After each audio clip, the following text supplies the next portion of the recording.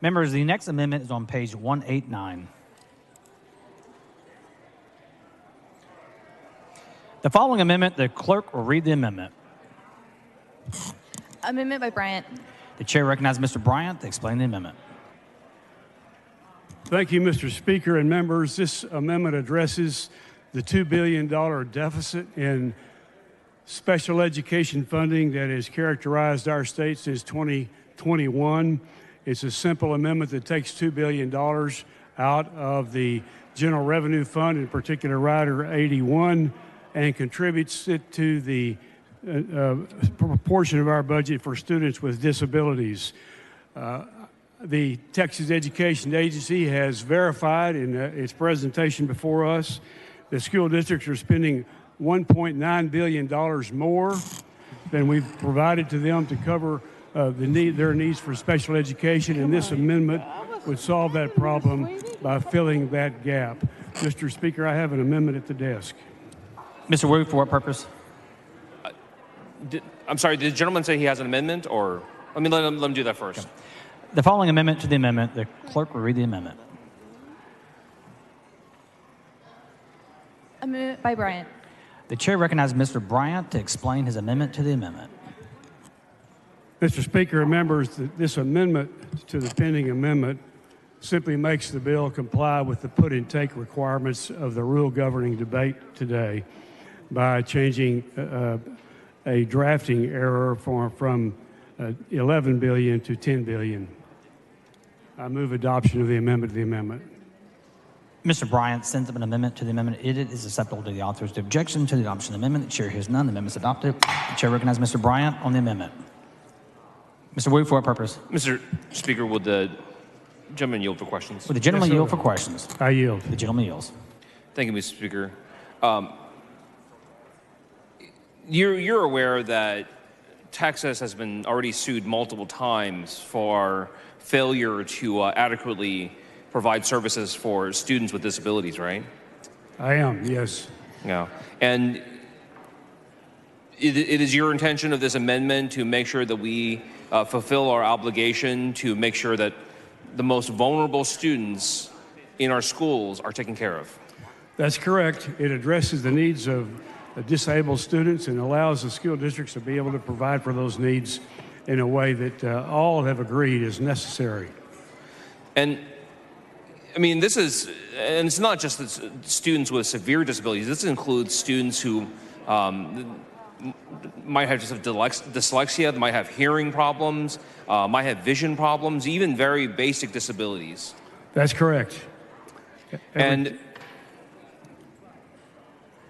this is something that we've owed these students for a long time. It is, and as you said, we've been sued before, and if we don't address this problem, we will be sued again. It's our moral responsibility. It's one that everyone should share, and I think everyone should enthusiastically join in addressing. Thank you so much. This is a good amendment. Thank you.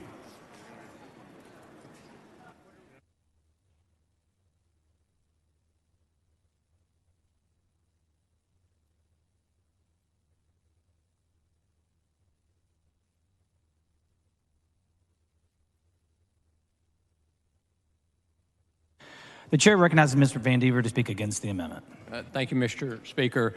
Members, again, we receive federal funding for special ed, and that percent is going down. The required percent is going down, but we are appropriating money for special ed. Again, it's federally funded, and so I speak against this amendment. The chair recognizes Mr. Bryant to close on the amendment. Thank you, Mr. Speaker. Members, this is a simple matter. We don't need to talk about federal funds or anything else complicated. We're $2 billion short of where we need to be to provide the needs of our disabled children and people with special needs. The school districts are having to do it. They don't have enough money to do it. They're $1.9 billion in the red with regard to their ability to do it, and they're having to come up with it out of local property taxes. Let's go ahead and act instead of waiting for all of these theories to play out and contribute $2 billion to special education. Ms. Hinojosa, for what purpose?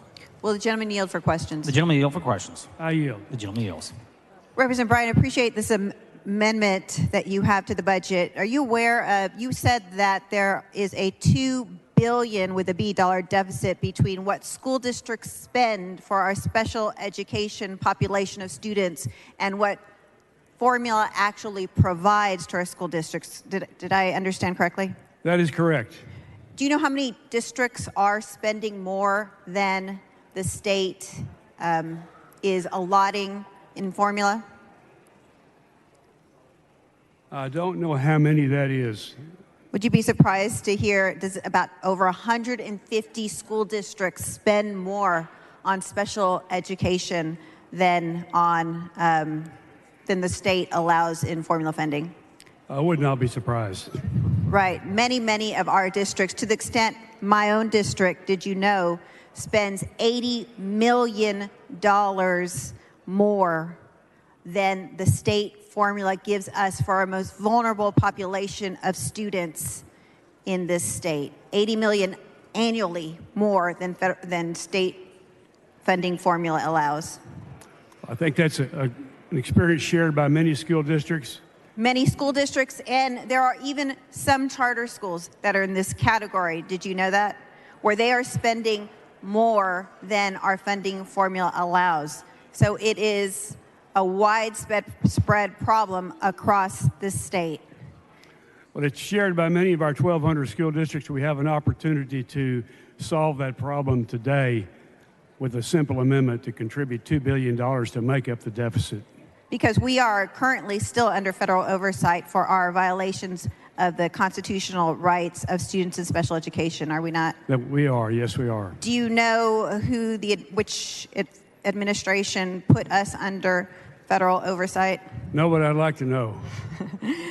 I want you to know this is not a partisan issue. It started under Betsy DeVos. We were put under federal oversight. It continues today with this administration that we are under federal oversight for violating the rights of our special education kids all across the state. So what your amendment would do would give back our school districts that are probably represented by most of us here today, give them back the money that they've already spent that the state would not allot to them for these kids in our own districts, correct?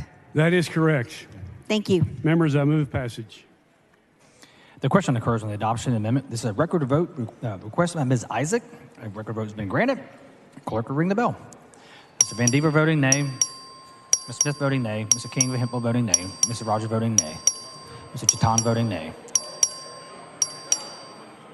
Mr. Frazier voting nay. Mr. Harrison voting nay. Dr. Rogers voting nay. Ms. Harrison voting nay. Have all members voted? There being 65 ayes and 82 nays, the amendment fails to adopt.